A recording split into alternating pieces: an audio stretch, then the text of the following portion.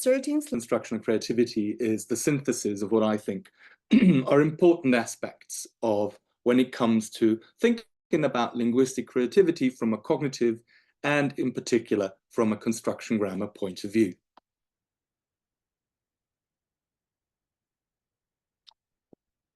So today, I'm going to focus on creativity in the constructional networks. For this, there's going to be, pardon me, a short introduction to construction grammar and sort of the theoretical foundations of my work. We will think a bit about creativity because, as I will show, in linguistics, very often what we focus on is mere productivity. And if we take into account insights from psychology and cognitive sciences, we get a much broader and better view of the phenomena that we should be looking at. Then I will talk about my 5C model, which is actually standing on the shoulders of an immense giant, in this case, Glavignu's sociocultural model of creativity, taken from psychology. And towards the end, because it's a hot topic, I'm going to talk a bit about creativity and the question of whether these large language models, which now are so prominent, to what degree we could consider them creative. Linguistic creativity, as Chomsky already said in 1965, within traditional linguistic theory, furthermore, it was clearly understood that one of the qualities that all languages have in common is their creative aspect. Thus, an essential property of language is that it provides the means for expressing indefinitely many thoughts and for reacting appropriately in an indefinite range of new situations. This view that creativity is at the heart of language, Hockett already called it one of the design features of language, which separate humans from animal communication, was also taken up by Adele Goldberg from a cognitive construction grammar point of view. And then she says constructional approaches share with mainstream generative grammar the goal of accounting for the creative potential of language. That is, it is clear that language is not a set of sentences that can be fixed in advance. Allowing constructions to combine freely, as long as there are no conflicts, allows for the infinitely creative potential of language. These are very important insights, but what we will find is that very often the systems that both Adele Goldberg and Noam Chomsky sort of assume are fairly fixed, and it's the system of these fixed rules or constructions that allow you to create novel ideas and novel sentences. But as we will see, novelty alone is not a decisive feature for the definition of creativity. And moreover, it raises the question what the difference is between creativity and productivity. And a very important insight into this was brought to discussion by Jeffrey Sampson, who in 2016 pointed out that there's something like fixed creativity, what we call productivity. Already in 1969, Leach made a similar observation when he said that writers make original use of the established possibilities of the language. That's basically taking what you already have, whether you believe in rules or constructions or whatever, and then you say something new. So that would be the productive use of existing mechanisms and procedures. But of course, there is also the idea that you can have enlarging or extending creativity, where a speaker actually goes beyond the existing possibilities. That is, if he creates new communicative possibilities which are not already in the language, as Leach said. And that will be creating new constructions, new attractors in a constructional network. That will be extending the system. And as we will see, this is much closer to what in psychology people would consider creative. Now, if we go to psychology, the standard definition, or one definition that at least the majority of publications agree on, is one that is similar to Simonton, which says that creativity is originality times appropriateness. So the novelty, the originality is one part of it, but appropriateness plays a huge role. Now, what do I mean by this? My classic example is this. If it is your birthday, and if I sing the song Happy Birthday, that is very high on the level of appropriateness, but of course, hundreds and thousands of people people have done it before, so it's not very original. So because it's originality times appropriateness, we would say that's not very creative. At the same time, if I wanted to write a new book, and if I opened the window to my office and I had birdseed and I poured it over my keyboard, and I had pigeons coming in and picking away at the keyboard and at the birdseed, a couple of letters would appear on the screen, and I could save that. And perhaps that's highly original, you know, I'm not sure whether anyone has ever tried this, but of course the result is going to be gibberish, right? So it's not very appropriate. So again, there needs to be a balance between originality and appropriateness.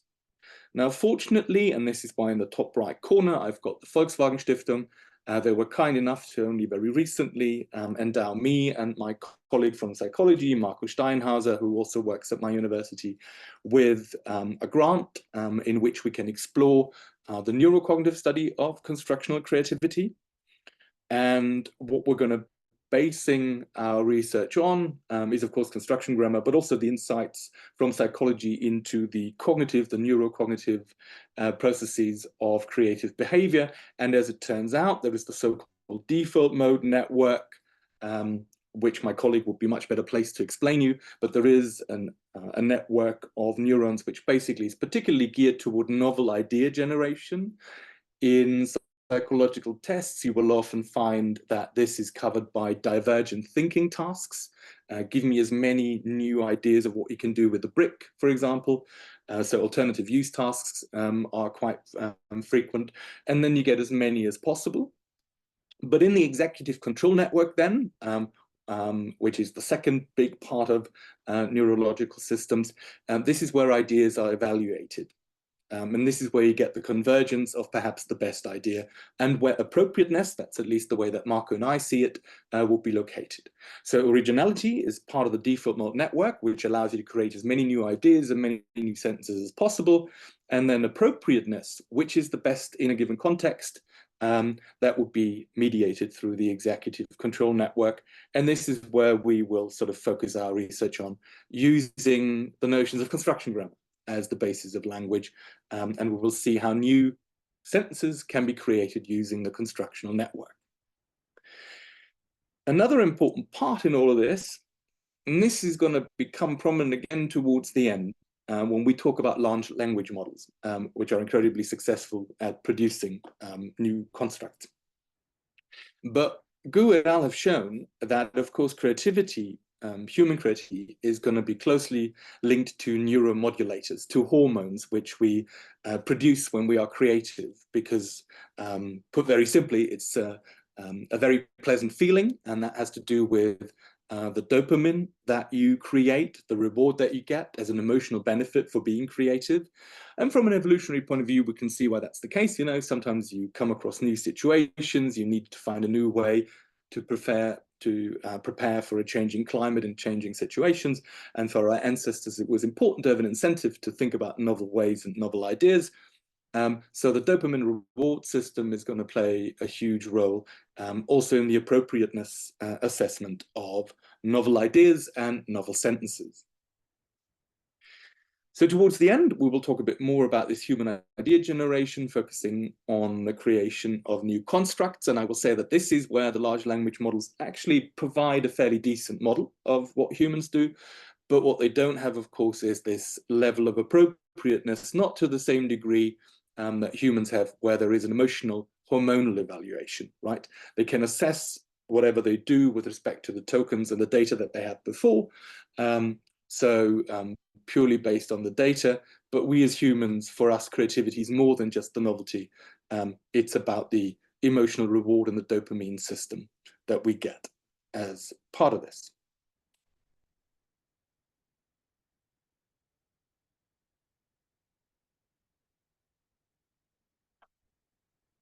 Okay, so this was kind of the neurological foundation of creativity. What we get also in psychology is a much broader view, and that was something that I came across like a year ago. Glovenew's work on the socio-cultural aspect, particularly sort of in yeah, Western sciences, I think it's fair to say, in the tradition, there was the focus on the individual, right? There is this creative genius, the Steve Jobs that can produce new stuff, or the William Shakespeare that's really creative. But what it misses out on, and I think in Eastern philosophy, this was much more prominent anyway, that it's a collective effort, that you are not an island, that, as we will see, individuals differ with respect to their abilities when it comes to be creative, but they also draw on what other people say, what other people have invented. And so it's not just the individual actor, the creative person, but it's also the audience, the people that they interact with, and the discourse from a linguistic point of view. So these are already two of the A's from Glavinew's framework. On top of that, he says there are the material and sociocultural affordances. If you think about it, this is when it comes to invention of new gadgets, sort of the technology you already have, and the gadgets you already have. So when the smartphone was invented, people already had semiconductors, and they had the portable phones, the mobile phones, and then they had mobile devices for music playing. And in a way, new smartphones that were created combined all of these things. So it wasn't like we jumped from cable phones in the 1980s to smartphones, but we had this progression based on what was already available, the technology. So the creative actors and the audience, they draw on these affordances on the stuff that's already there. And then you create a new artifact. That's the fourth A in this system. That would be an iPhone or a Huawei or Samsung new smartphone that's created. But this, and on top of that, there's another perspective, the creative action. This is created through someone, through a group of people, taking the affordances, arranging them in a new way, and applying them in a way that gives the new artifact. And I think this is really helpful because whenever we talk about creativity, sometimes we only focus on one of these levels or the other. And throughout the talk, I will say that we need to take a broader view. That doesn't mean that you can't sometimes zoom in on, let's say, a new artifact, a new linguistic artifact. But in order to fully understand its genesis, how it came about, we need this whole context.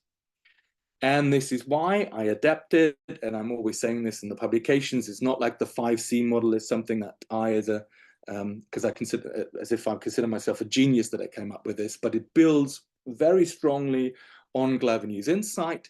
And I thought hard about, well, if we adopt a construction grammar perspective, what does this mean? And as a mnemonic device, I used 5Cs. So we've got the constructor and the co-constructor, which are the creative entities, the persons involved in all of this. The constructional network are the affordances, as we will see, the constructions that you already bring to the table. Then you get a new construct that's going to be the novel, the creative sentence, the creative utterance. And as I will argue, this is created through constructional blending. That's the process which we can assume helps us to get these things. So let's look at each of these aspects step by step, starting with the individual, the constructor. Now, it's very well known, that some people are more creative than others, and in the cognitive literature, based on Haspelmath's ideas, based on Keller's ideas. So also there's an actor and an audience, like a creation, a pool of how these ideas came about. And Hartmann and Unger took this to construction grammar level, where they said, well, maybe it's the people who want to be creative, who want to be extravagant, who create. And it's put into this maxim of extravagance: talk in such a way that you're noticed. And very importantly, I think, however, it's not enough to be extravagant to be creative. And I want to illustrate this sort of tongue-in-cheek with a couple of examples. We'll get to the psychological foundation of this in a second. You see two pictures here of two opera singers. To the right, you see Maria Callas, who is considered a genius and a very sort of famous opera singer. And to the left, you've got Florence Foster Jenkins, who was a very rich millionaire, I think, who wanted to be an opera singer but didn't have the talent, right? And they made a movie about her because she wasn't very successful and she didn't sing very nicely. But the point is they both probably wanted to be extravagant. They both wanted to go on a stage and perform, but just because you want to be creative doesn't mean that you will be creative, okay? If you haven't got the talent, it's not enough just to want, just wanting to be extravagant. And another tongue-in-cheek example, to the right, you got Stanley Kubrick, very famous director, who made 2001, Clockwork Orange, you know, lots of very important movies. And he's considered a genius, obviously. And to the left, you've got Ed Wood, who made less memorable movies like Bride of the Monster or Plan 9 from Outer Space. And actually, when it comes to polls, is very often considered the worst director of all time. Both wanted to make movies, both wanted to be extravagant. But again, just trying to be extravagant is not enough. You need the talent. And finally, to the right, Lionel Messi, probably one of the most talented footballers ever, a genius when it comes to football. And to the left, a picture of me. I also play football, and I would like to be extravagant on the football pitch, but I definitely lack the talent. So again, we see this notion that you want to be extravagant can't be the criterion that allows you to be creative. It might be important for the propagation of innovation, and we will come back to this in a second, but in order to come up with e-creative, with going beyond the system, you need to be a Maria Callas, you need to be a Stanley Kubrick or a Lionel Messi. So in psychology, and there are meta studies out there, you know, tons of studies have been carried out on these personality traits. So of course, intelligence always comes up on top. People who are very creative usually score high on intelligence, but they also score high on openness and extroversion, which are personality factors. So openness is, for example, that you believe in the importance of art, you have a vivid imagination, you're open to new ideas. We will see in a second that that means that your mind also can connect things which are normally not connected. And as I said, psychological studies show that this is a very prominent factor. Extroversion to a lesser degree, that's sort of how comfortable you feel being around other people, how you make friends easily, new experiences, that kind of thing. That's something that extroverted people really like, whereas introverts, people who, you know, want to stay more at home, they don't enjoy that kind of thing. Now, when we think about openness and extroversion and general intelligence, how they relate to cognitive aspects, we can see, well, verbal creativity is going to be influenced by that. And from a construction grammar perspective, we will see that the networks of the people who are open mean that they rely less on stuff they've already said and heard before, less on the routines of entrenched constructions, but they then can create more creative constructs. And so openness, which is a plasticity, is the neurocognitive correlation of this, which allows you sort of in the default mode network to go to places where you haven't been before.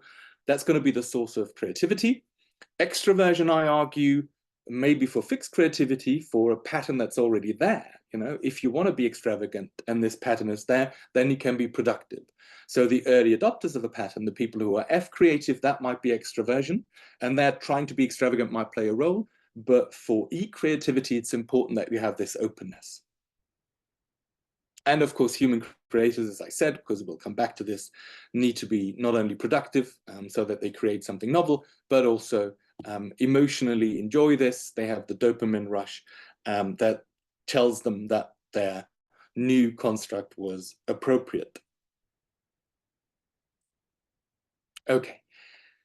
Now we talked about the individuals, the constructors, as I called them.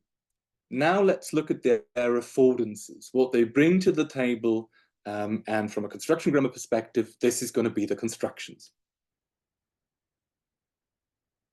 Now in construction grammar, many of you will be familiar with the theory.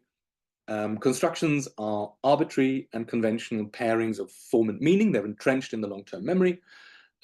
Symbols like words such as apple, I think all linguistic theories agree, you know, different languages have different sort of forms for this. Spanish is manzana, Hungarian olmo, German Apfel, and English as apple. So the forms are different. And we can say that correspondence, meaning, and I always say this, if I have single quotation marks, that's also what I say in my 2022 book, I mean this to be like a shorthand notation for the complex embodied meaning, because we know that from a cognitive point of view, as I said, meaning is embodied, you can simulate things, and if you've got the notion of an apple is not just a picture, right? But if I imagine an apple, I can imagine how heavy it would be. I can imagine holding it in my hand, what it would feel like to throw it. If I bit into it, you know, what it would taste like. So shape, form, my experiences with the apple. And if, in the other hand, I imagine having a strawberry, you know, I would already automatically hold it differently because it would be smaller, softer. I would need to be more delicate in my touch, that kind of thing. And that's obviously all stored, right, because of my embodied experience. So this is what I mean by the single quotation marks. It's a rich embodied concept, but we just have this shorthand notation. Okay, so then we see these are four meaning pairings. And by the same token, if we think about morphemes, things like untrue, unfriendly, ungucci, we can see there's a pattern here. The un always means not. The adjective always denotes a property. So if I hear ungucci, that was something I heard a couple of years ago. I didn't know what Gucci as an adjective meant. I know it's a company and that sells sort of expensive products, but I didn't know what it meant as a property necessarily, but I had a rough idea, a prototypical idea, that ungucci meant not having those properties. And why did I know this? Because I had a full meaning pairing, a construction that says un plus anything is not going to be not that property. Now, construction says, well, this is all fine. You've got morphemes and you have words, but also idioms, which very often are at the intersection of classical theories of words and syntax, right? Because in classic syntactic theories, what you have, and you can take structuralist approaches, you can take approaches like mainstream generative grammar, you've got words and syntactic rules, and the words have meaning, and the rules are just combinatory without changing the meaning necessarily. But we know that idioms are already a problem case for this because they're not free frozen pizzas, they're not all ready-mades, they are flexible to certain degrees. So in John kicked the bucket, someone kicks the bucket. This is an idiom where kick the bucket as a whole is frozen, it means to die. You can change the tense, so someone will kick the bucket, or they kick the bucket, so you can have future will or past tense. But the whole kick the bucket is frozen to the degree that you can't change it a lot. You can't say kick a bucket or kick the buckets, that kind of thing. So that's fairly fixed. At the same time, if we have an idiom like she spills the bean, which means she told a secret, she divulged the information, we see that this looks like kick the bucket, but it's slightly different. Because you can have a passive of this, the beans were spilt, right? So the beans as a whole has the meaning information, whereas the bucket in kick the bucket doesn't have an independent meaning. Kick the bucket as a whole is the chunk. And spill and spill the bucket and spill the beans means something like tell or divulge. So if we just zoom in on this, even though the template might look a bit complicated, it's actually not. You've got a form and a meaning. That's what constructions are always about. And they've got subscripts, little numbers, which you can think of as links, you know, just like hyperlinks in on the web. So if I go to my full meaning pairing, spill the beans, and I see the little 3 here, which is associated with the beans, I click it, it takes me to the meaning information. So I know that the beans in this means information, and if I want to know what divulge, which element has the meaning of divulge, I click it and it takes me to spill. That's the whole idea of having these number subscripts, that you can associate sub pairings of form and meaning in the constructions. And then construction grammar says, well, this isn't only idioms, but it goes into the heart of syntax as well. So if we look at argument structure, you get things like, could he shriek himself unconscious and firefighters cut the man free? If you think of cut and its normal meaning, most dictionaries will probably classify it as a transitive verb. He cut the bread, right? You've got an agent and a patient. And it's monotransitive, but in firefighters cut the man free, the man is hopefully not cut, right? So it hasn't got a monotransitive meaning. Instead, it receives a resultative interpretation. So firefighters caused the man to become free by cutting. And you wouldn't want to say that that's the meaning of cut, that it always has this resultative meaning. And by the same token, you wouldn't assume that a sound-emitting verb like shriek, he shrieked, normally intransitive, that always has a causative notion. But in could he shriek himself unconscious, it receives this interpretation. So by shrieking, he caused himself to become unconscious. And you get this by a constructional template, which is completely schematic. We've got a subject slot, a verb slot, an object slot, and an oblique. And if I fill in firefighters, cut the man free, then it will bring to all of this the meaning of cut and its frame.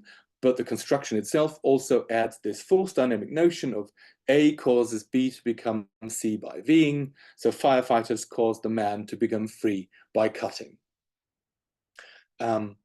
So construction grammar says that full meaning pairings are at the heart of language, from words to what we call syntax, so it's constructions all the way. Okay, so constructions are paired for entrenched patterns of form and meaning. And the important point is, from our constructional creativity point of view, these are the affordances in the long-term memory. They are the routines, they are stuff you've heard before. They can be substantive or schematic, meaning that, good morning, or how are you? You don't change any of those are chunks. But in spill the beans, you can already have different subjects. I can spill the beans, you can spill the beans. So there's a slot here, and this is what we call schematic.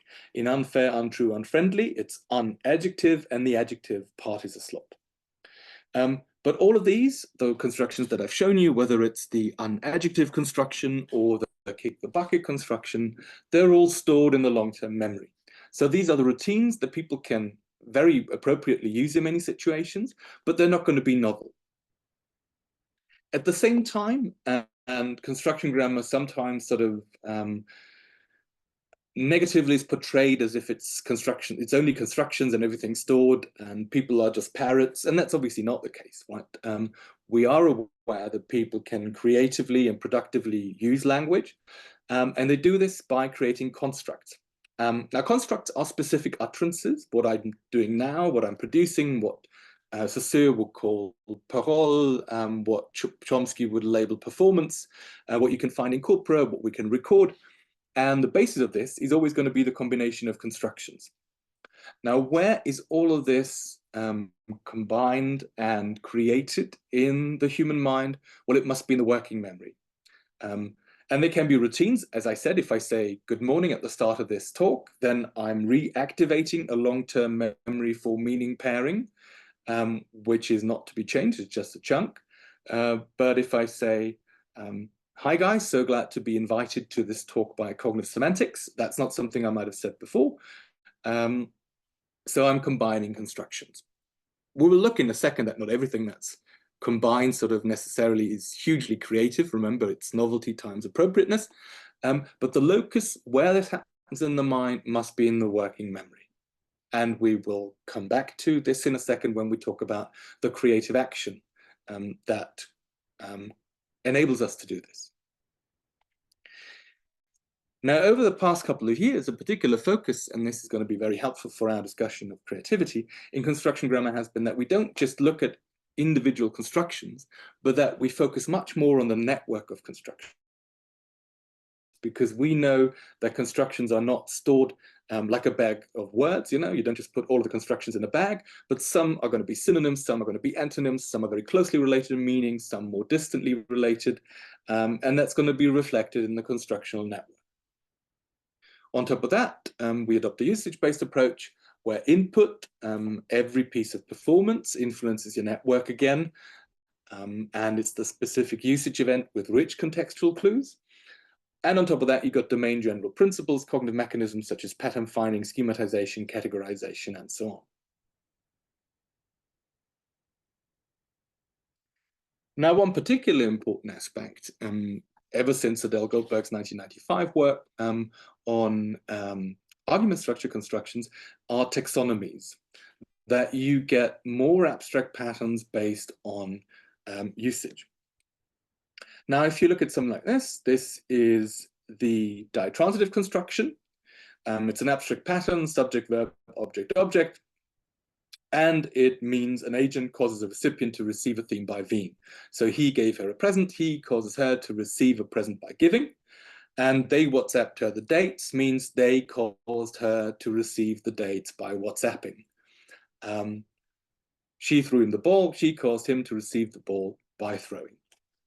Now, at the start, this was a kind of very top-down perspective where you assumed that people had this abstract pattern, and then this licensed the more specific ones. But from a usage-based perspective, and over the last couple of years, Adele's work has converged on this idea of coverage.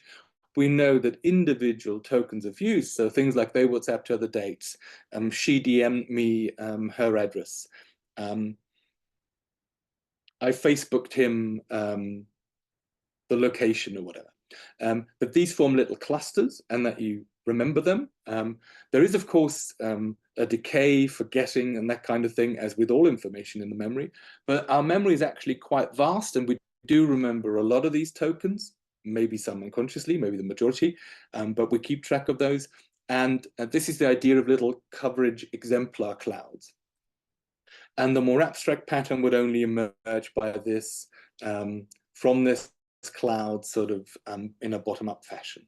And then the idea is that your little coverage clouds, for example, for verbs which express means of communication, like email, like texting, and so on, that in the ditransitive, they form little clusters. So you get many examples of she texted me the dates of the talk, or I emailed him my term plan.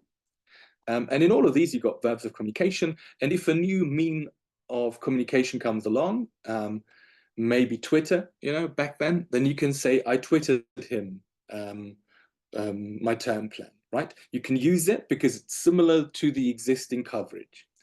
This does explain quite a lot with respect to the extension of patterns.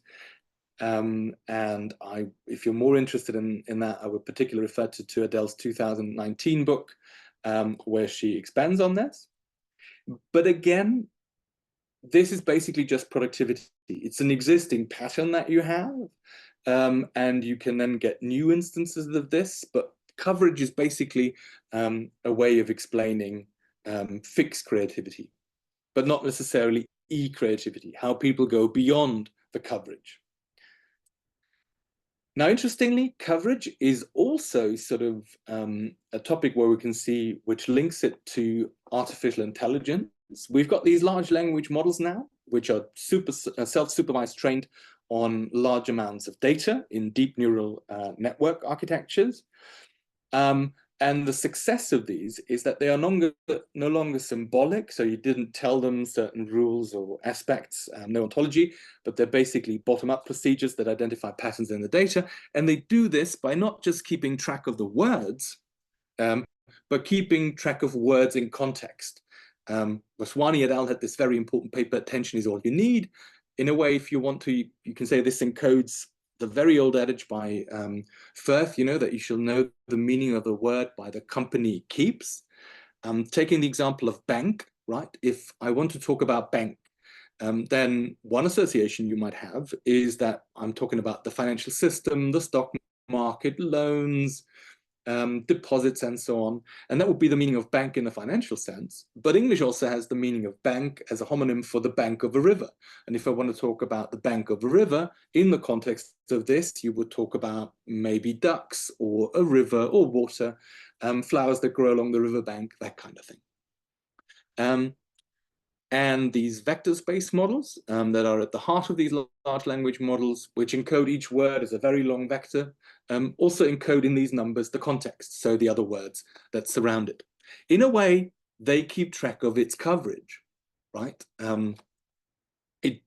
These models don't explicitly encode constructional information, but by the lexical items that are used and the context that they use, they implicitly do this. And so this explains why they can draw on language and why they can productively use what you have here. But this leads us to the current controversy: are large language models creative? And as I said, I'll get back to the details on this later on. But we can see that coverage, and we can argue a lot about whether large language models are successful models of human cognition. I would say, well, they're not obviously what humans do. They model one part of input and coverage that is at the heart of human cognition, but it's not the totality. It's not 100% what we as humans do. But as I said, I'm saving this for the end of the talk. So let's look a bit more at constructional networks and dynamic coverage, how you can extend what you've said before. At this point in the talk, I always say, constructional grammars are really good at identifying patterns. They're not so good at labeling them. So this is the very clunky XB, not the wires dead in the Q construction, which makes it sound really dull, but I promise you it's actually a fun construction. Alex Burks has written about this, and I'm also taking into account insights that Graham Trousdale provided to me by personal communication. These are patterns like she's not the sharpest tool in the shed, a stuck-up mean girl, not the brightest bulb in the pack, poor Billy Frisk wasn't the quickest bunny in the warren. If you look at these, they all express the fact that the subject in blue, she, the girl, and poor Billy Frisk are not very clever. They're not intelligent. And if we use our pattern finding abilities, we can see that this coverage gives rise to a schema, something like subject, be not, and then you need the, and you need an adjective in the superlative, then an N in the N. And looking at the numbers, there's actually quite an intricate condition on all of this. So the superlative adjective, which has the number 2, so if we click it, it takes us to the meaning, needs to be a synonym for intelligent. So you can talk about someone and say, this person is sharp, she's bright, and he's quick, and they can all mean that you think they are smart, intelligent, right? So this is one of the requirements. And then you're saying not the sharpest, not the brightest, not the quickest. But then you also use the second meaning. You don't just focus on the meaning of intelligent of these, but you also take them to the frames that they are used in a more literal sense. So tools can be sharp, like a knife or a bulb, luminous activity, that can be bright, and quick obviously refers to speed of movement. And then the two nouns in the construction, tool, shed, bulb, pack, bunny, and warren, come from this domain, this small concrete domain. And the first one is contained in the second one. So the shed is bigger, and in the shed you've got tools. The pack is bigger, and you've got the bulbs in there. You've got a warren, and the bunnies are in there. So not only are they from the same frame, there's also this containment relationship, which shows that it's a fun little construction that people use very quickly, and you don't think about it, but the requirements are actually quite sophisticated. Okay, and then we could say the examples 1 through 3 are instances of the coverage, and they should give us an idea of how we can extend it. So you could also say not the brightest star in the galaxy. That will work as well. You know, you would use bright, and stars can be bright, and stars are in the galaxy. Perfectly fine novel construct. Fix creativity of the pattern. Then I came across the example in 4, not the shiniest penny in the piggy bank. And shiny is in red because out of context, people would rate this, nature speakers would say, well, it's not very appropriate, right, for the meaning that you want. And we can see why, because obviously shiny is not a synonym for intelligent. So if I say you are shiny, then that's not an idiomatic way of saying you're smart. Not like you're sharp, you're bright, you're quick. And one of the requirements, based on the coverage of the previous use of the construction, we shouldn't be able to expand the construction in this sense. So what happened here? Well, it turns out that the context becomes important. And this leads us from a very static view of a constructional networks where you believe everything is stored to the idea that, yes, everything is stored in the long-term memory, but during processing, you go to activation in networks, and they can be spreading. And depending on your individual degree of openness, your plasticity in the neural cognitive network, you can go to more places. And if we look at not the shiniest penny in the piggy bank, it is preceded by he's not the brightest lad. Now, he's not the brightest means he's not the smartest person. Here, bright is used in the sense of not clever, but bright obviously also has this sense of shiny and luminosity. So here, and Holger Dissel's work on the Constructicon and on the networks of construction is hugely helpful and important. We see how the lexical networks help us get to this new meaning through spreading activation. So intelligent is, of course, linked to quick, sharp, and bright, because these are synonyms. But bright has also this more literal meaning of level of light. I'm using the frame semantic terminology here from the FrameNet data bank. And shiny is linked to this. And the way that shiny as penny enters this construction that we had is it basically, pardon the pun, piggybacks on bright. So you've got this network, and bright primes or activates through spreading activation, not intelligent, because he's not bright means he's not intelligent, and the shiny meaning. Then you get the constructional meaning that we have, the pattern of x be not the widest z in the x be not the widest n in the n. And this together licenses this new construct. It licenses a construct that goes beyond the coverage. And it goes beyond the coverage because of this dynamicity of the network, of the spreading activation. Okay, so there we can see how spreading activation and network can also explain creative behavior, and how we can see how novelty can be assessed by degrees, because this, of course, goes beyond the coverage, so it would be assessed as more original, but the appropriateness, whether it's deemed okay, depends on the context, and it needed the previous context of not the brightest lad for this to work. Okay. So let's look at a second at creating affordances, at creating new construction. How do these enter our repertoire? Now, we've seen in Not the Shiniest Penny in the Piggy Bank how a new instance of a construction can be sort of added to this coverage. But how do we add a completely new construction? Another fun construction, the verb, the taboo noun out of construction, licenses examples such as Snape's meddling annoyed the hell out of him. My husband also likes to scare the crap out of the kids, watched England kick the crap out of Ireland in the rugby. The meaning of all of these is always that the subject does something to the prepositional complement, him, the kids, or Ireland. And it's a false dynamic relationship that's actually sort of initiator endpoint, agent and patient, right? But the important point is that you can't leave out the taboo element. So I cannot say Snape's meddling annoyed out of him, or my husband scares out of the kids, but it's a very specific pattern. You need a taboo word, which can be hell, crap, all of the taboo words in the English language that you have, and then you need out of, that's fixed, and the noun frame.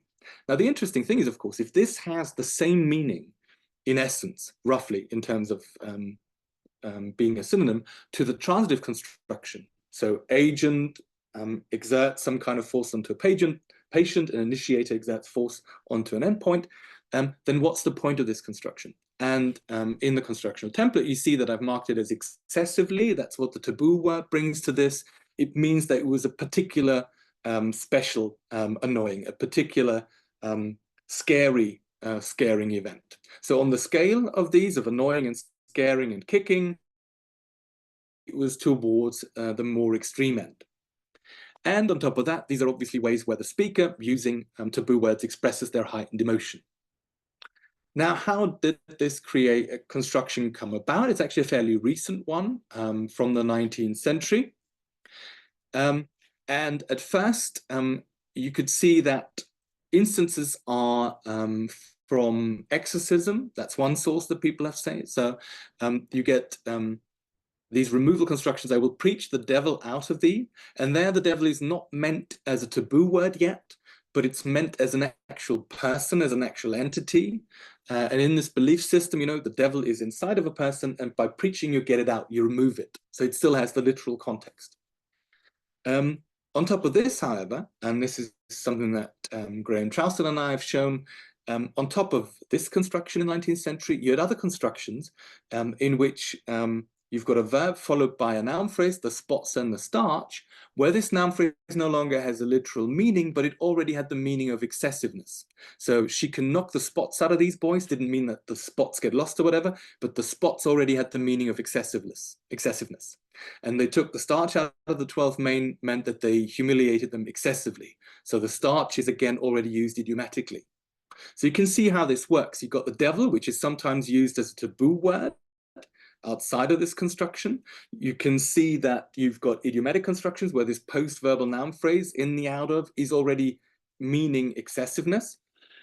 You've got a similar construction, you frighten the wits out of me, which was already sort of open to two interpretations, like a bridging context. So if you assume that the wits were still seen as an entity that could leave your body, then it's still the removal, the physical removal construction, like taking the trash out, right? But at the same time, it could also already have this meaning of the wits being excessively frightened. And then the use of the taboo word as speaker's heightened emotion, that's been around since the early modern period, probably even before that. So the devil was used, this is from 1832, just expressing heightened emotion and not necessarily having a religious meaning or the actual devil. And these are multiple sources, and as Graham and I have argued, different speakers might get to this novel construction, the excessive verb, the taboo, out of construction, using a combination of many of these. From the corpus data, we can only go to the first attestation, and that's from 1865 on the cohort corpus, the corpus of historical American English. Elsa wished in her heart that they had Sarah between the teeth, shaking the devil out of her. This is Elsa who's jealous of this other girl, Sarah. There's nothing about exorcism. The context shows that there's no longer any real devil there. And it's two dogs that's supposed to sort of do something to Sarah. So there you've got the first instance, and we can see how the constructional network might lead to this, how different interpretations can converge on this, either using the spots, the starch out of construction for the excessiveness and the devil for the removal, and then having this new construction, or the wits out of construction together with the devil as heightened emotion, so the overlap there. So it's very important that there's not necessarily always one single route in a constructional network, but also if there are multiple routes. So the first speaker who said the 1865 shaking the devil out of her, a hearer who hears this can rely on their constructional networks to backtrack this novel device.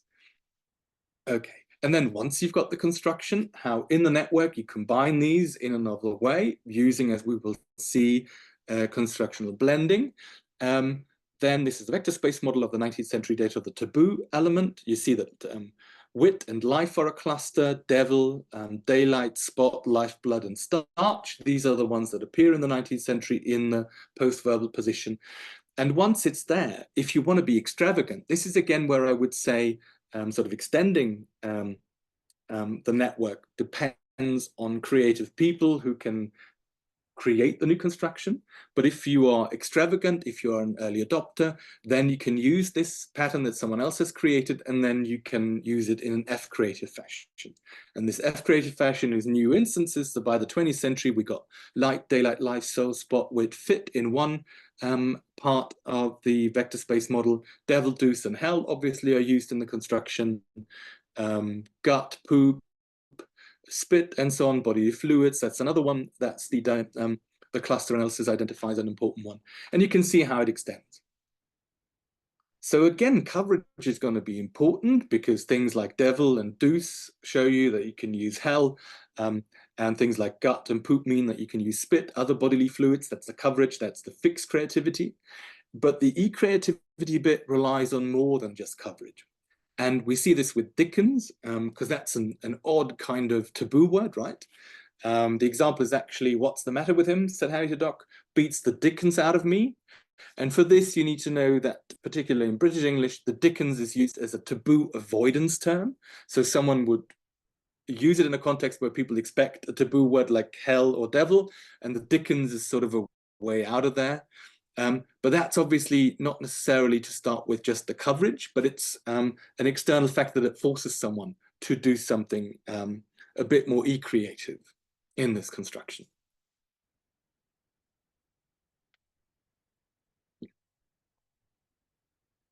Okay, so if we look at our construction now, and as I said, it's important for the e-creativity, but also for the F-creativity to think about this in terms of networks. Then we've got this, the hell construction, she beat the hell out of George, with the full meaning element that we have here, that it expresses speaker's heightened emotion, and that the taboo word gives you the excessive reading. then we will know that this is going to be related to the transitive meaning, to the transitive construction, which has the same force dynamic meaning, but it doesn't have the excessiveness and it doesn't necessarily express speaker's height and emotion. And this is sort of the value of this construction in the network. The construction is related to get the hell out of the Dodge, get the hell out of here. It also uses the taboo words. These are motion verbs, and also has speaker's height and emotion. But here the meaning is not one of force dynamic initiator endpoint, but of movement in transitive motion, in fact. And you can see this, that in she got the hell out of Dodge, you can leave out the taboo strings. You can say she got out of Dodge, she got out of the place. So in she beat the hell out of George, you cannot leave out the taboo element. In this other construction, which is in transitive movement, you can. So it's got it looks similar, but it's got a different meaning, it's got different properties, but it's related to the intransitive motion construction. But what this she got the hell out of construction and she beat the hell out of George construction have in common is, of course, speaker's height and emotion, and this is why they're also going to be linked in the network. Now, if we look at the coverage of the construction by the 20th century, we see that clusters of bodily fluids, guts and pee and so on, life and wit and so on, deuce, devil and hell are all activated and part of it. To a different degree. The ones in bold, that's where a constructional statistical analysis shows that life and shit are particularly attracted to the construction. They make up a large chunk of the coverage. And the ones in light blue have a high token frequency, so hell, life, and shit are going to be associated with that. And on top of that, if we look at the frames that are associated with the verbal element, so cause harm, so you knock the hell out of, you beat the hell out of, you crush the hell out of something, these are all in the FrameNet element, FrameNet data bank associated with cause harm. You've got another one with simulate emotion, to worry the hell out of, to frighten the shit out of someone, to scare the devil out of someone. So simulate emotion is another frame that's important here. And it's going to make up the coverage. And those together sort of give you the space in the constructional network where you can be F creative in the combination of these. Okay, so we already talked a lot. Well, I talked a lot, I'm sorry. That's part of this talk, right? I talked a lot about the individual, the constructor. We talked now about the affordances, the constructions, the constructional network, and how this is activated in the working memory to give us extending creativity as well as fixed creativity being in the network, along the productivity, the coverage, clouds sort of establishing something new. But how are constructions combined in the working memory anyway? Because remember, I said that what we produced, our performance, that's going to be constructs, and they're always created in the working memory. So if we look at something like they were able to cut the turtle loose, I'm using a representation that Thomas Herbst and I have developed. We've got a new book coming out with Benjamin's later this year, where we highlight how this works. It's a representation of the constructional levels. So if you look at this in the different colors, and it's not so important to look at the details here, but they were able to cut the turtle loose, activates a declarative statement construction, that's the top row in purple, that requires a subject and a finite predicate. We've got a past tense construction, which is realized by were. There's a semi-modal construction, be able to, and a resultative construction where they cause the turtle to become free. As you can already see in this representation, we only put the formal elements in there, like verb or subject. This doesn't mean that we reduce the constructions to this, but we played around with the representations. And if we give you the full four meaning pairings, it becomes incredibly cumbersome. So again, we assume that on the left-hand column, you get the label of the construction, like past tense construction or resultative construction. Then to the right, we show how the formal elements overlap and combine. And we've got a Constructicon online, which gives you the meaning of all of these constructions, where you can then delve into what the meaning elements are. And what you can already see is it's not like a Lego model where you have one construction and you stick another construction together, but some of these elements have parts that overlap, right?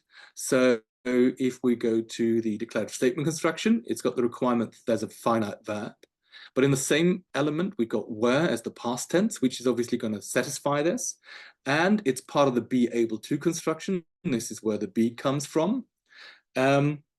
Whereas the cut is associated with the verb slot. And the idea is that they blend, that they overlap, and it's not a problem that some of these things have more instances, but we adopt a constructional blending approach to syntax. That's something that Fauconnier and Turner from the start have outlined. Humpe and Schoenefeld have talked about this. And Mark and I are currently writing an element on for the Elements of Cognitive Linguistics series on how this works. So we assume that constructs are created through constructional blending. It's not a Lego model. You don't put two things together, but you creatively combine elements. Sometimes this will be straightforward. It's sort of just an F creative pattern. The more you eat, the more you crave. Is an instance of a construction I looked at into my 2019 book, the comparative correlatives. You have a first clause, the more you eat, which acts as the protasis, as the cause for the second one, the more you crave. So as you eat more, you crave more, that's the effect. The epidosis, so to speak, the second clause. And then, of course, you fill this with you and crave and eat and so on. And again, using the COSE, the constructional analysis of construction approach to syntactic analysis that Thomas Hertz and I have developed. It looks something like this. Again, details are for a different talk, I think. But you've got this pattern of a first clause and a second clause. The meaning of this is the comparative subject and then predicate, that's the protasis. The second one is the epidosis. And you can fill these slots productively in an F creative fashion. But what about instances such as this? The more opaque the atmosphere is, the less conductive it is, the bigger the temperature difference you need to cross it. In some publications, like the Dickon, it was claimed that these are ungrammatical. They're clearly not. You don't find them often, but you do find them. And they make perfect sense. And we can see why. Because if you think about it, it's like two comparative correlatives compressed into one, blended into one. So the first one, the more opaque the atmosphere is, as the opaqueness increases, the less conductive it becomes. So the first clause and the second clause, protasis, epidosis, cause, effect. But the less conductive it is not only the effect of the first clause, but it becomes the cause for the bigger the temperature difference you need to cross it. Because the less conductive it is, the more temperature you need to cross this. Okay. So the second one, sometimes such constructions are known as apokoinu, where one element functions as sort of an element in two constructions. The rhetorical literature is full of those. And whenever that has happened, we can see that there's a blending of constructions. I'm simplifying this, but of course, you've got two comparative correlative constructions, which in this case are blended. And what is the effect for the first clause becomes the cause for the third one. Okay, and that's an e-creative pattern. And throughout my talk, I've got sort of, Mark sometimes calls this fireworks. You know, I've got many examples which are funny or spectacular, but this shows that it's at the heart of grammar, right?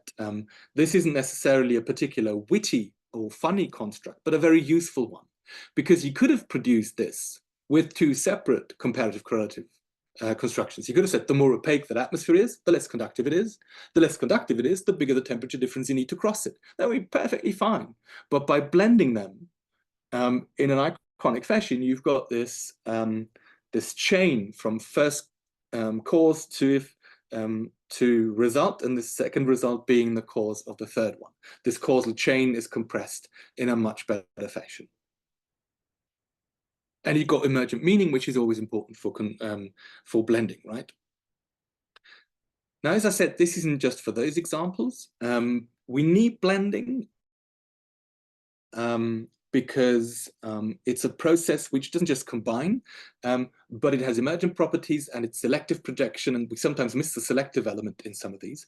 If you look at when Thor's father, Luke Skywalker, himself into the afterlife, you already need to know a bit about the frames of Star Wars and of the Marvel Universe to understand this. You can see that a proper noun, Luke Skywalker, something that Luke Skywalker does, is used here in a caused motion sense. I show you the clip where it's from. When Thor's father, Luke, Skywalkers himself into the afterlife. Okay, that helps a bit. If you see he disintegrates, the idea is that he sort of goes into this afterlife, right?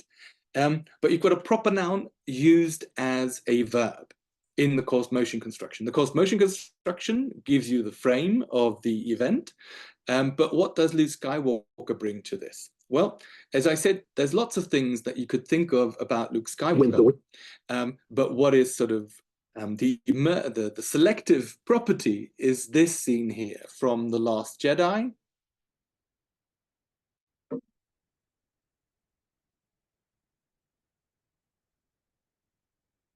Where the character, Luke Skywalker, undergoes the same thing, right? So he disappears and then later on he pops up as a Force ghost. So the idea is he's in some kind of afterlife. But in order to know what Thor's father, Luke Skywalker, himself into the afterlife means, you need to know a lot about Luke Skywalker, but it's just this one thing. It's not he sort of goes into a retreat or that he uses an X-Wing fighter to fly, which he does in many of the movies. It's this one specific element. So it's very selective projection. And if you look at this, so there's a when temporal clause, but more importantly, there's a caused motion construction here. And in the verb slot, you add the proper noun Luke Skywalker. And in order to get the intended meaning, the emergent meaning here is you need a blending of the mental spaces, what you know about Star Wars, what you know about the MCU, and then you need to selectively take this disappearing, right, and blend it into the meaning of this. Oops. And again, you know, it's not the case that there's a close link between the argument structure construction and this. You can also have just a simple transitive construction. He, Luke Skywalker himself, that's talking about the same scene on a Reddit forum. So this isn't caused motion, not by doing this ending up in a new place, but just sort of this transforming. And you might think, well, maybe that's sort of, for whatever reason, will people blend into this when they use Luke Skywalker as a proper noun? But that's not the case, because here in our the construction that we just had, the hell out of construction, right, which has a transitive meaning. This is about another character, Rey. So this is again in Star Wars. Unless they think of a new toy they would like better, and then she would be Luke Skywalker the hell out of the story. Now the meaning here is not that she would sit there and disappear. Okay, in this here, again, you need to know the frame, but a lot of fans were dissatisfied with the fact that Luke Skywalker sort of was written out of the story, played no longer a prominent role from the second movie in the sequels onwards. So this refers to that part of the frame, no longer what the character does in the narrative, but what the writers did to the character, right? And this is selective projection. You know a lot about the frame of Luke Skywalker, but it's a completely different perspective. And which perspective you use in the context depends on constructional blending, because it's not straightforward. And then again, you see the different constructions that make up this, but there's definitely more to that than just combining constructions in the working memory. It's not a Lego model, that's what I'm trying to say. Okay, now multimodal construction blending. This is another part. So we need constructional blending for these e-creative elements. We need it for the blending of normal verbal elements, as we see, because it's very often selective and it has emergent meanings. And it's a domain general process. That's a very important point. Conceptual blending has been shown to work in mathematical reasoning, in logical reasoning, lots of other fields, right? So it's a domain general ability that we have anyway. So using it to combine constructions to get constructs in the working memory is straightforward anyway, because that's what we do from a usage-based perspective. But it also allows us to do something that if we don't just focus on the verbal, but if we take into account multimodal information, it's pretty clear that we need conceptual blending because it is no longer just purely combinatory. I'm only very briefly talking about this because whether multimodal constructions exist or how many, that's a heated debate, but I think it's not the most important one.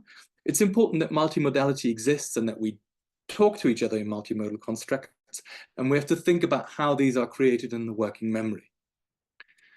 Probably the last time I show this, if you've been to one of my talks, I've used this quite frequently because it's a great fun example. So for the last time, let's look at you're not you when you're hungry.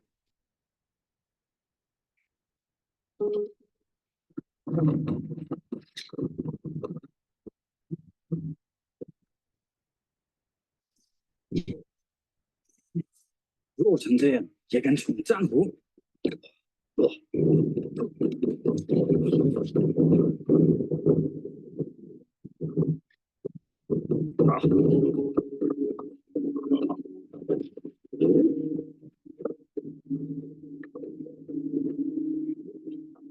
其实就是乱成了。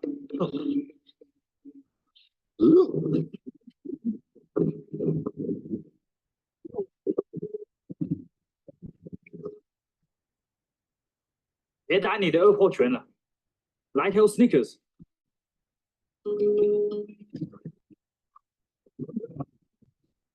兄弟，怎么样？改进了。You're not you when you're hungry. Snickers, get some nuts. Okay.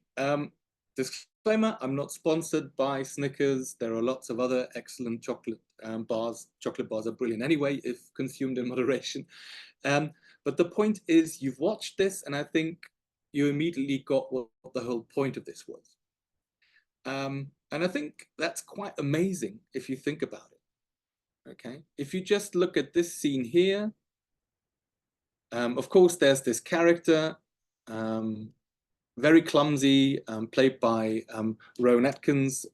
It's Mr. Bean. That's a comedic character that's actually 20th century, and this is, of course, sort of an ancient Asian setup.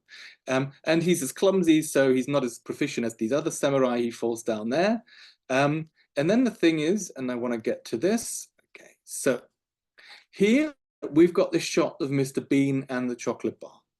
And then the camera pans away, so he's eating this. And you can already look at this guy, and if you look very closely at the facial expressions, you can see the eyes go up, and it's surprise as a universal emotion. So something happens, and you go back, and suddenly this guy is standing here holding the chocolate bar.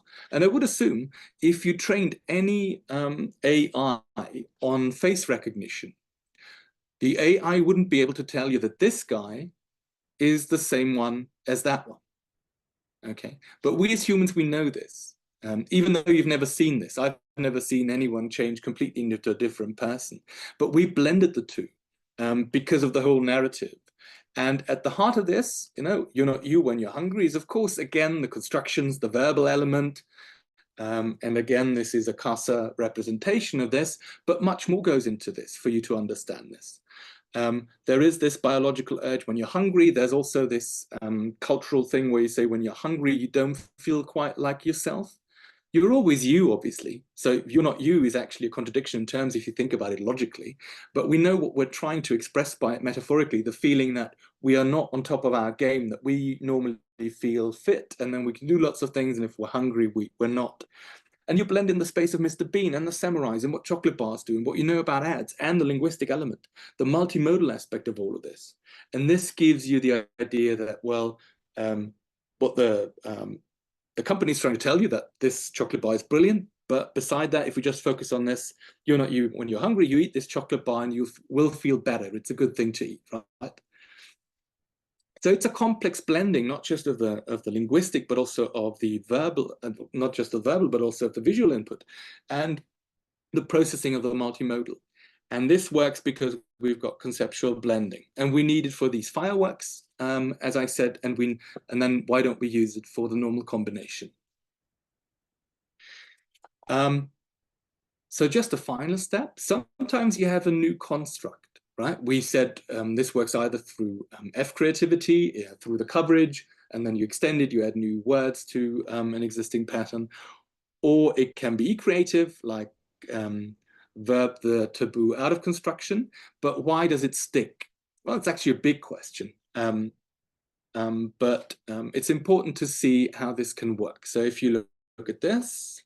Small startup businesses like that hold a special place in America's heart, and politicians from across the political spectrum love to talk about how important they are. Small business is the backbone of the American economy. So you can see small business is the backbone of our economy. That's like a standard X is the Y of Z construction, conceptual blending analysis. A backbone provides stability.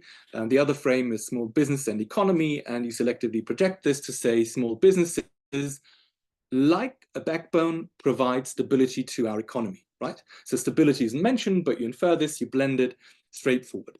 Now the X is a Y of Z construction. Mark has studied this extensively. Is a very creatively used one. So it's F creative, it's a productive pattern. But then if something is deemed very appropriate and if it is deemed helpful, you know, then people might pick up on it. Small business is the backbone of the American economy. Small businesses are the backbone of this nation's economy. Small businesses are the backbone of our economy. Small businesses are the backbone. Small businesses are the backbone of our economy. Small businesses are the backbone of our economy. Small businesses are the backbone of our economy. It's true. Small businesses are the backbone of our economy. So what you can see in political parlance, people thought that it was a very helpful construct, and it turned into a construction, into an artifact that's part of the constructional network, and then it becomes a routine. I'm not saying that I've got a story, and I've just talked to colleagues in Ghent who wanted to explore this in more depth. It's not easy to say when something sticks. That's going to be a highly complicated topic, and it goes way beyond what I'm talking about today. But of course, you've got all the existing constructions. When do you add something to the constructicon is a very important one. Language variation change has contributed some insight here, but it's still sort of work in progress. But it shows that if it is deemed for whatever reason to be very appropriate, then this construct can become a construction, an entrenched pattern, a routine pattern that people then use. Okay, on to the final bit. We talked about these individuals, the constructors, which are particularly creative. We talked about the affordances, the constructions, the constructional networks that they have to be F or E creative. Then we saw how this leads to new constructs and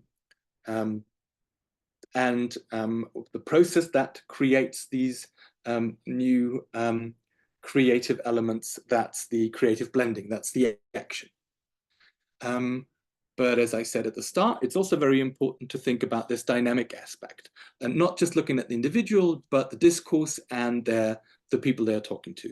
Martin Hilpert in 2019 at ICLC 15 called this Lennon-McCartney creativity.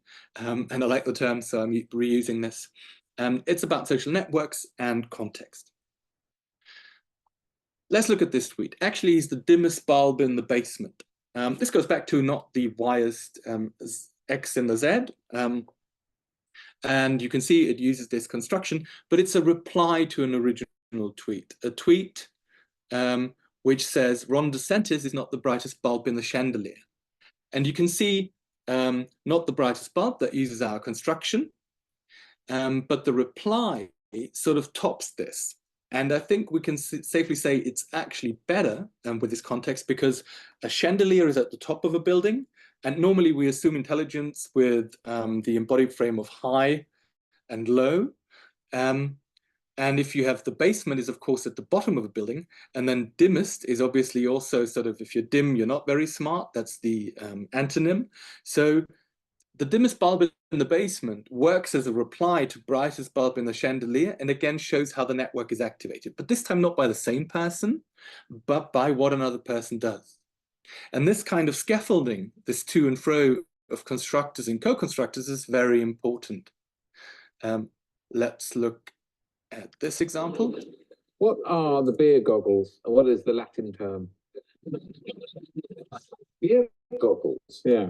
What are they? When you've got the beer goggles, when you really fancy someone who normally you wouldn't fancy. Oh, so you would refer to someone as a 7-pinter. He doesn't have beer goggles, he has Madeira Pince-Nez. Cracker. Moment.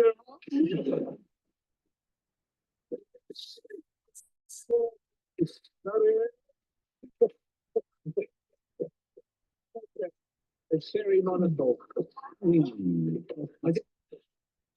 Okay, if you look at this, you get the Madeira pince nez. A pince nez is glasses without the bridges, so you just sort of pince it on, right? It's something that's considered very posh, and you need to bring this to the frame, again, selective projection. But it also is important, and that's why I've got the cogs here, this interaction. So Alan Davis introduces the term beer goggles, which is a metaphor for someone, if they drink a lot of beer, they find people attractive. And then Phil Jupiters takes this and takes into account that Stephen Fry, the host of this show, QI, it's a television show where, which I take many sort of examples from, because it's a spontaneous to and fro between comedians who are very open, who are very creative. So fireworks again. And because Stephen Fry is sometimes considered posh, he uses the posh sort of tool for better vision, and that's the pince nez. And he doesn't just use beer, which might be considered sort of more less upper class, and he uses Madeira as a posh drink. He also puts on the voice. All of this is part of the blending as well. And then it should be AD. Alan Davis says sherry monocle. He tries to use a monocle as if something even posher, but that doesn't quite work. So again, there's something on the level of appropriateness here. But what I'm trying to say is beer goggles, Madeira pince nez, and sherry monocle all draw on the same construction. That's the compound construction on the slide. But the construction of blending and the context is important. Once you get the beer goggles, and once you get this one person who's open and says, oh, this is a very posh person, so I'm using Madeira pince nez, going beyond the coverage. But Madeira pince nez out of context wouldn't have worked. And this is another example that I wanted to show you that indicates this to and fro and the collaborative notion of constructor and co-constructor. So living in Switzerland, and you have been awarded one of the highest honors that country can bestow. It is true. It is true. Because a train is named after you. There's some celebrity jazz going on in France now. If they give you a percentage of what they make. But I like you went and you autographed it. I did. Yeah, that's my signature. In gold sharply. Now my husband's gonna be, see, when are you gonna get a train named after you? Fly a plane. Well, you could have a Salma kayak. Yeah. So you can see Shania Twain, American singer, lives in Switzerland, and they named a train after her. There we see that in the constructional networks, also formal similarity is important. Sometimes it's driven by meaning, but here in this case, train and Twain obviously sound alike. And then you get the Shania train. Salma Hayek then says, well, my husband's going to say, when are you going to get a train named after you? And then Shania Twain says, well, wouldn't Shania plane be even better? And you can see, again, it's the compound construction, but in the frames, it's means of transport. And the extra criterion for this e-creative pattern here is that it rhymes with the last name. Plane, Twain, train, Twain, all of these rhyme. And we can see by the audience reaction, they laugh even more, that Shania Plain they find funny. Now, Graham Norton then says, because obviously Selma Plain wouldn't make sense and Selma Train, because they don't rhyme with her last name Hayek. But he comes up with something that requires you to be very open in your constructional network, because it's a means of transport and it rhymes with the last name of the person. But a kayak is obviously something that wasn't highly activated by a lot of people. And this indicates two things. Graham Norton is very smart and very open, and he can do these sort of things, and he can, in the constructional network, extend it to places where normally other people couldn't go actively. When we hear it, we can backtrack, we can understand it, but actively we couldn't have created this construct through constructional blending. But at the same time, it doesn't come out of context. So when Shania Train was introduced, he probably didn't think of Salma Hayek straight away, but because Salma Hayek talked about it and Shania Twain had the Shania Plain, this activated him to be more creative. Okay, we can't look inside people's heads, but I just wanted to show you that there are many instances where it's not where we might zoom in on Salma Hayek and say that was a very creative construct, but it would miss out on the fact that it's embedded in a larger context and that the interaction is important of constructor and co-constructor, and that this impacts their constructional network, how it is activated, and how we then blend it. Okay, final clip, and then I'm briefly going to talk about artificial intelligence. So here's another example of co-constructors. And now, an icy chill strikes the cockles as we brave the frozen wastes of general ignorance. So frostbitten fingers on your buzzers as we ask, quickly, what are igloos usually made from? Glue ice? No. No. You get a forfeit. They're not made from ice at all. Made from glue. Nice thought. Is it an apple glue? Is that no, actually, I glue. Very good.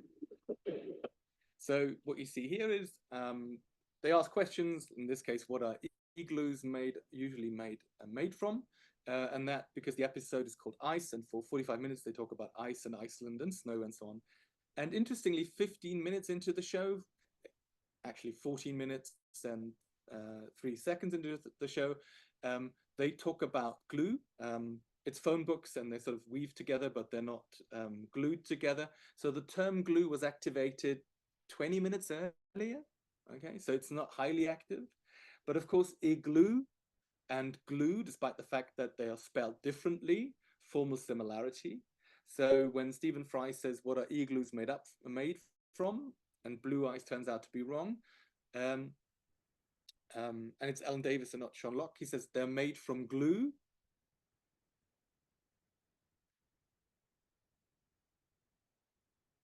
No, actually, yeah, Sean Locke says it. That's why I'm using it as an example. So Stephen Fry says, what's it made up? Then Stephen Locke uses glue, which was mentioned 20 minutes earlier because of formal similarity between igloo and glue.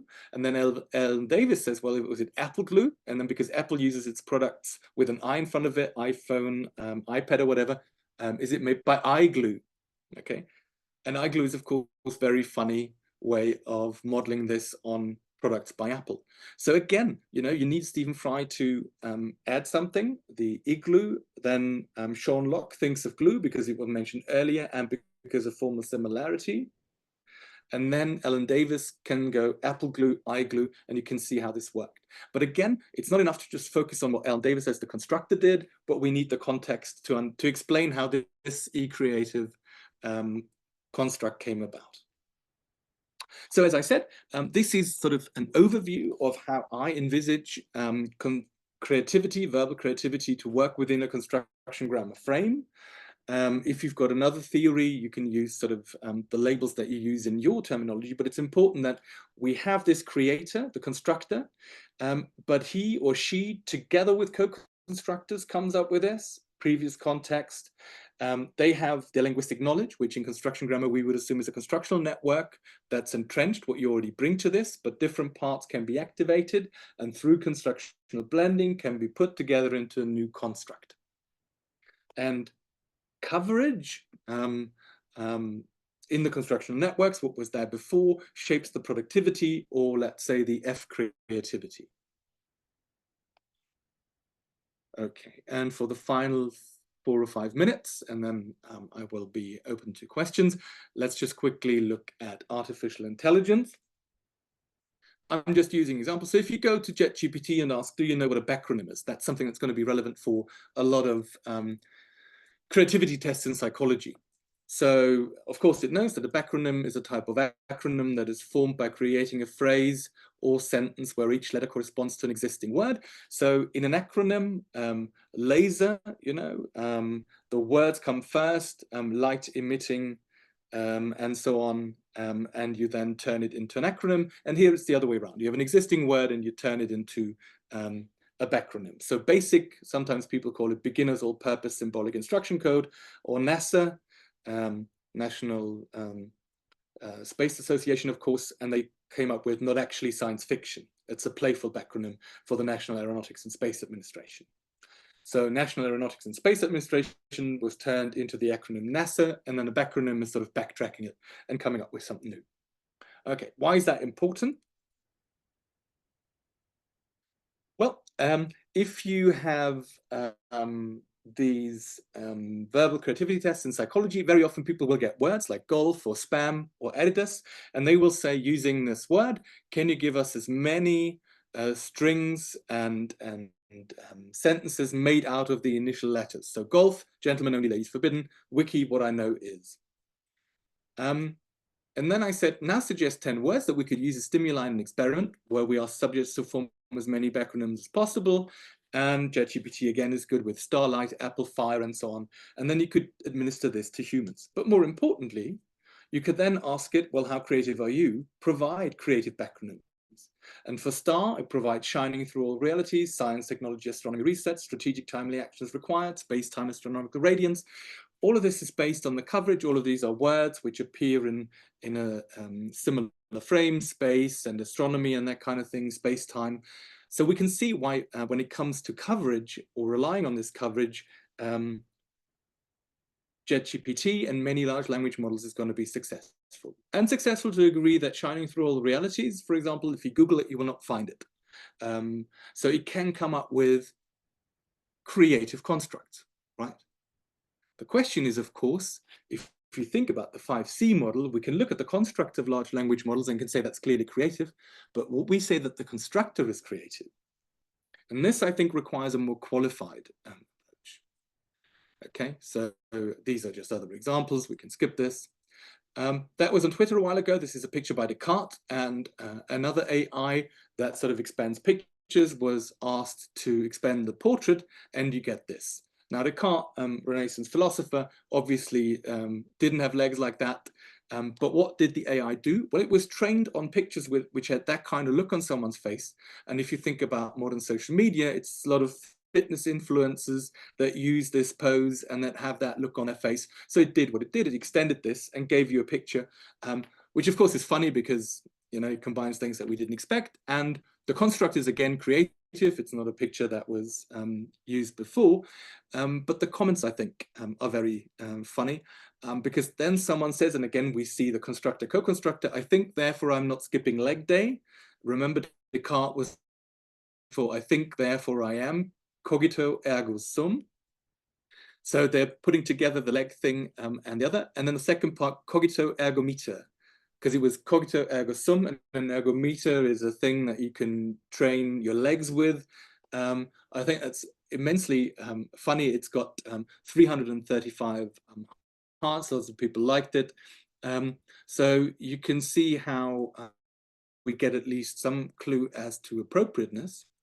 So AI uses coverage, and it can use coverage to be F creative. The cogito ergo meter thing, that's a human creator. So AI output, it can produce creative constructs. So AI is productive, but it's got no neurotransmitters, it's got no emotions, no dopamine, right? And creativity requires appropriateness, not only with respect to, as we said from the start, the constructional network and what was there before, but also the individual enjoyment and the dopamine reward and the neurocognitive reward of this. So while artificial intelligence models something about creativity, I wouldn't say that AI is creative, not in the sense that humans are. Okay, so AI models only model this implicitly.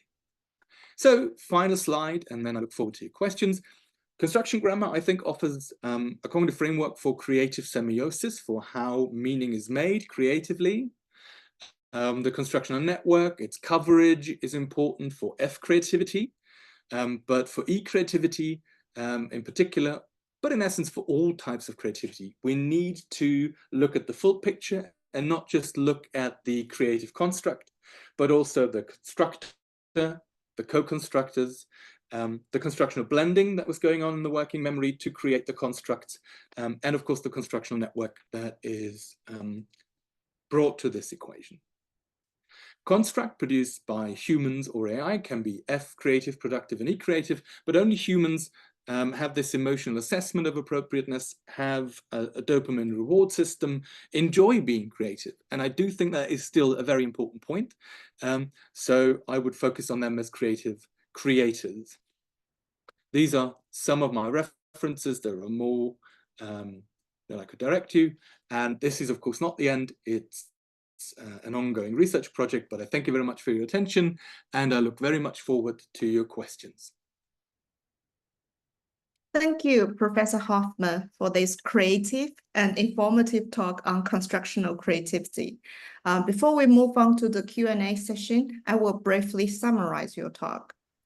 Linguistic creativity is often regarded as one of the defining features of human language, or as Noam Chomsky described it, an essential property of language. So your presentation has provided us with a clear understanding of how speakers' minds utilize available artifacts, namely constructions, to generate creative constructs in our working memory through conceptual blending. I recently read your 2022 textbook, Construction Grammar, The Structure of English, and was particularly impressed by the constructional templates you introduced. And I find in today's lecture, you combined these templates with the 5C model, which was very enlightening. So as someone interested in constructional alternation, especially using large amount of corpus data, I have one question in mind.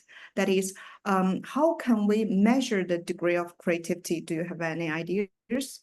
Because if we can measure or quantify the degree of creativity, then we can compare between or among synonymous constructions. Thank you. Thank you very much, Selina. That's a very interesting point. I think the trend in, I would say, cognitive semantics and corpus linguistics when it comes to the assessment of productivity, but at the same time also the semantic range of examples are vector space models. So that's sort of the latest empirical approaches.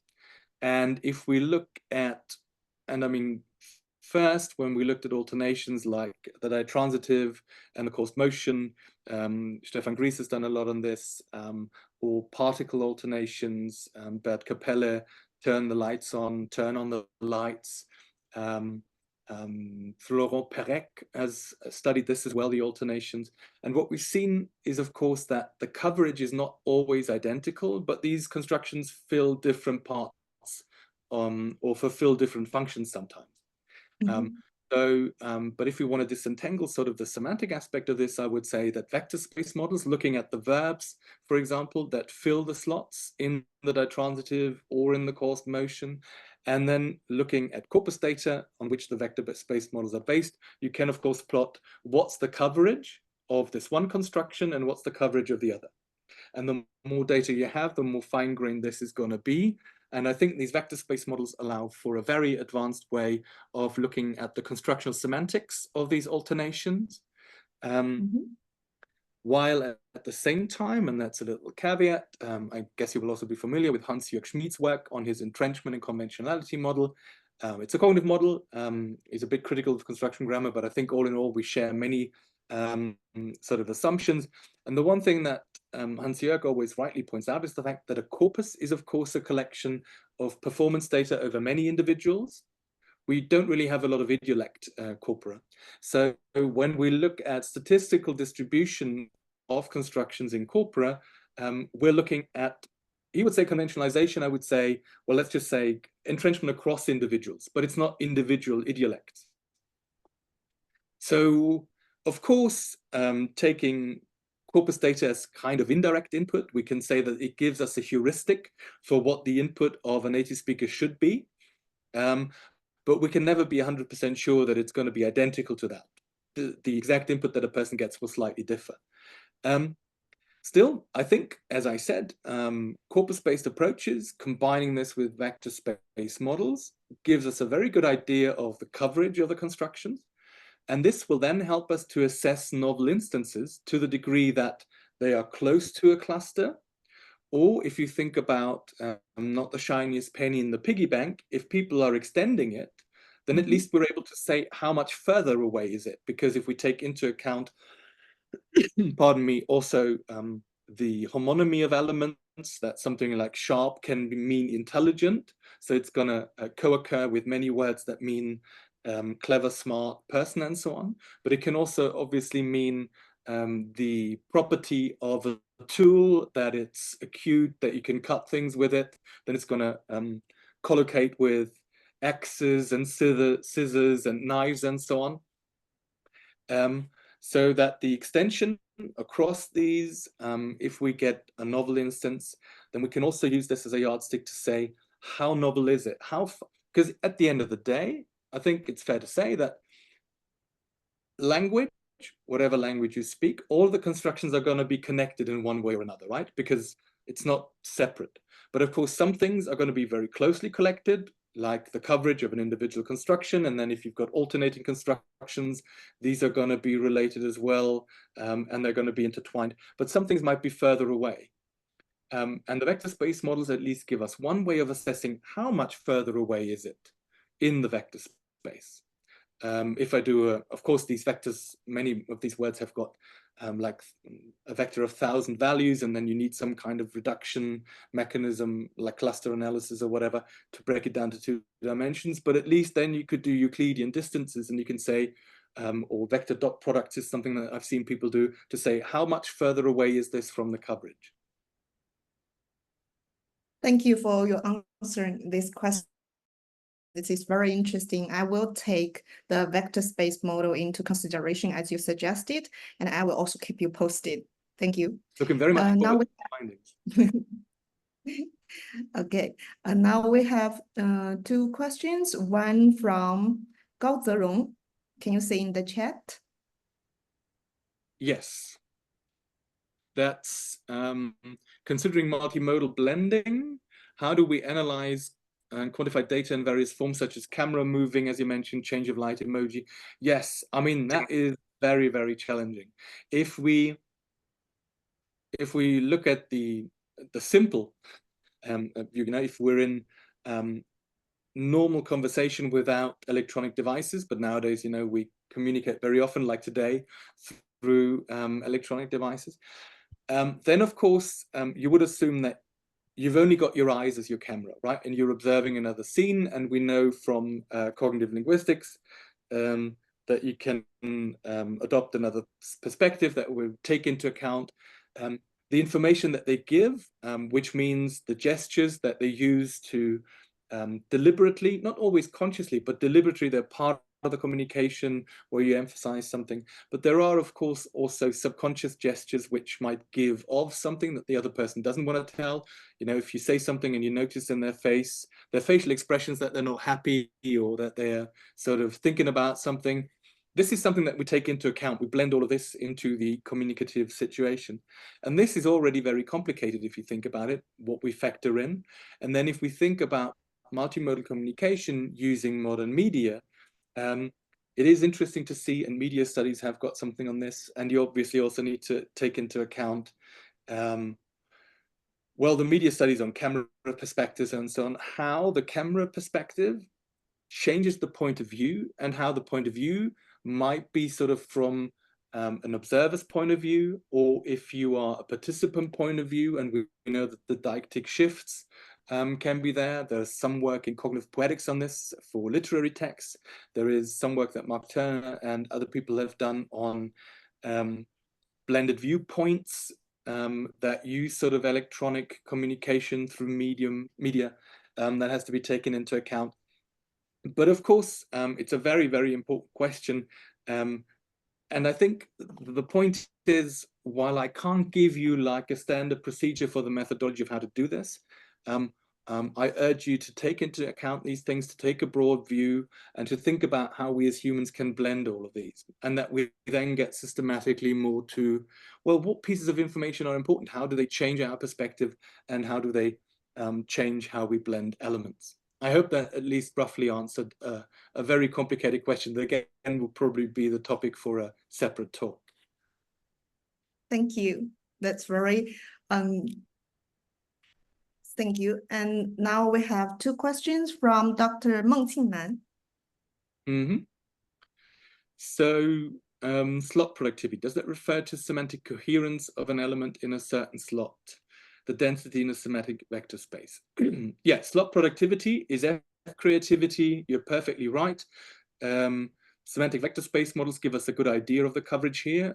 So which verbs are good candidates for being added? Like I said, if we got Twitter is now called X. I don't know whether anyone uses the term X, but then I could also say I X'd the dates of my talk.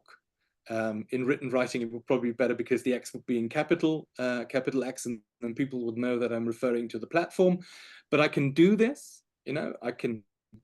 Because the coverage, the existing constructions that I've observed, the existing fillers of the slots are DM, text, email, Facebook, Instagram, or whatever. I had similar examples.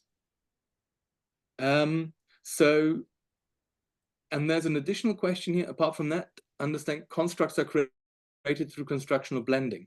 Oh yeah, the Angucci thing. Yeah, that's also constructional blending. I think whenever you combine constructions, okay, it's always constructional blending. And at first, this might seem counterintuitive because blending is quite an elaborate process, right? And you will be familiar with Marc and Gilles Fauconniers' work on this.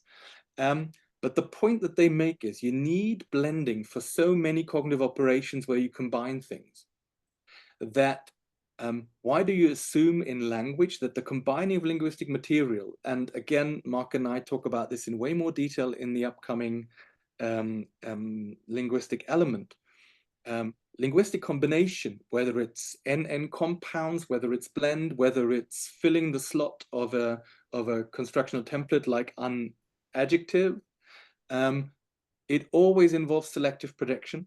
Or very often, and there's very often emergent meaning. So even for the things that look sort of simple, if you go to compounds, for example, these are pretty straightforward, but they look pretty straightforward. So armchair, so I'm only talking about the endocentric ones, where you say an armchair is a kind of chair,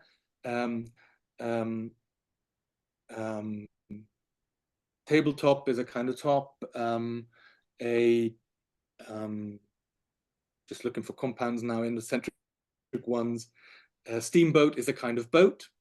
They all seem to work pretty simply, right? You put one noun together with another noun and that's it. But if you look very carefully, purely compositional combination isn't going to explain it. Because the relationship between steam and boat, and Langecker talks about this in-depth in cognitive grammar already, the relationship between steam and boat is completely different to arm and chair. It's a very abstract relationship. You've got like a focal point in the frame, but you need this rich embodied knowledge of what a chair is, and that armchair means that it's a chair that has rests for your arm, and a steamboat is a boat driven by steam, but an armchair is not a chair driven by arms, and a steamboat is not a boat that has sort of a rest for steam, right?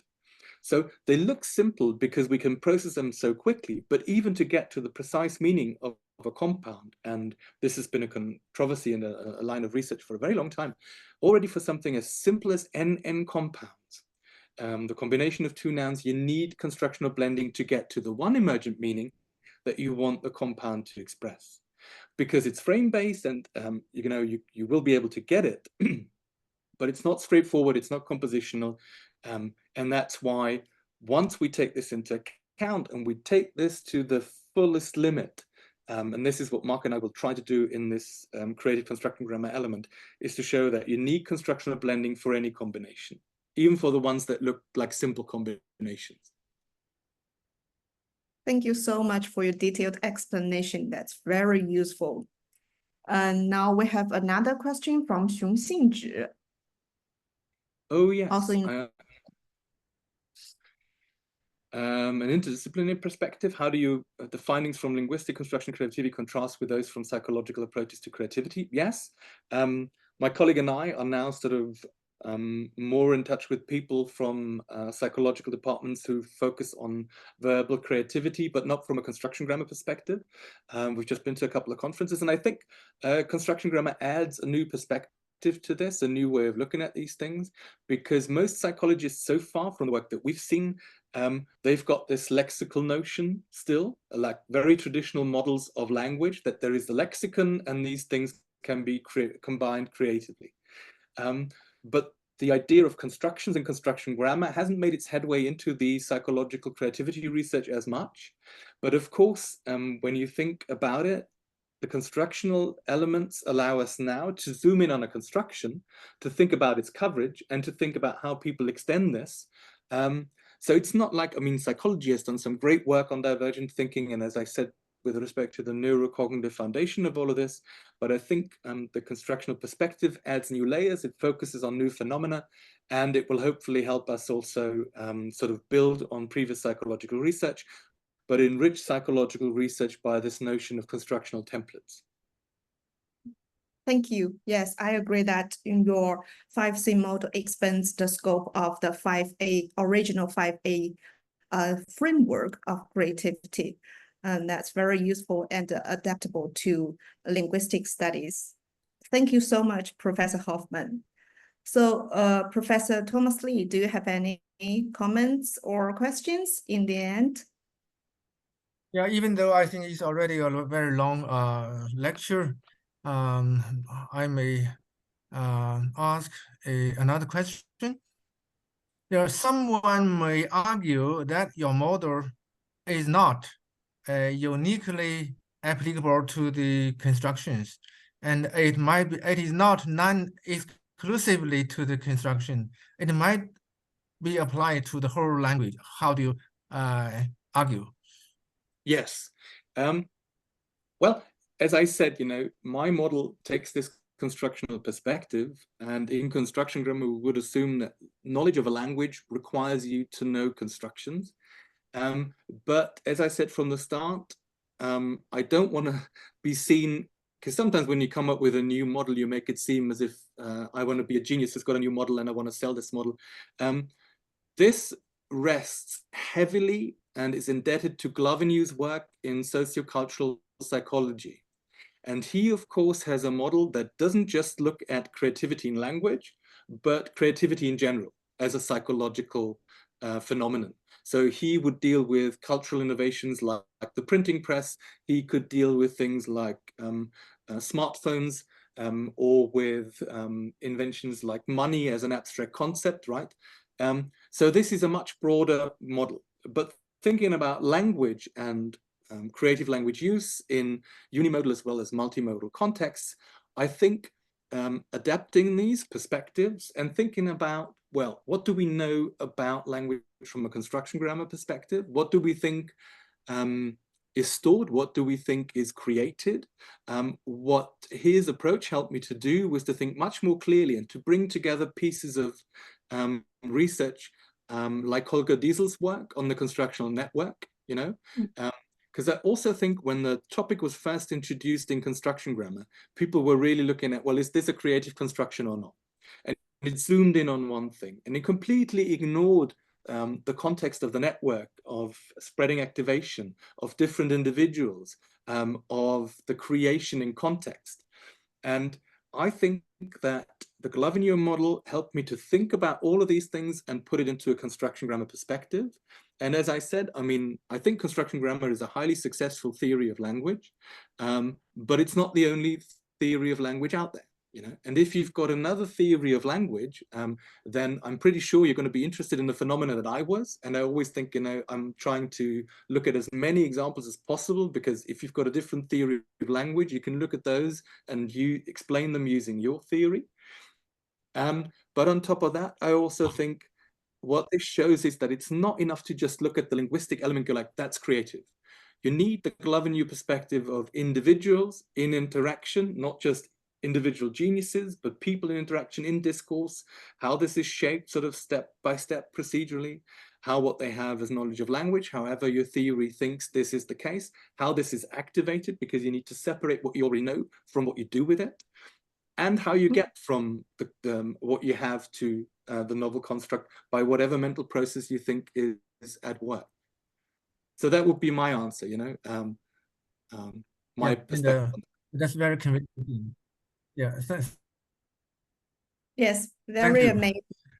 Also, I think what you answered just now is a reply to the last question from Dr. Luo Jianjing Sophia in the chat. She asks about the general creativity.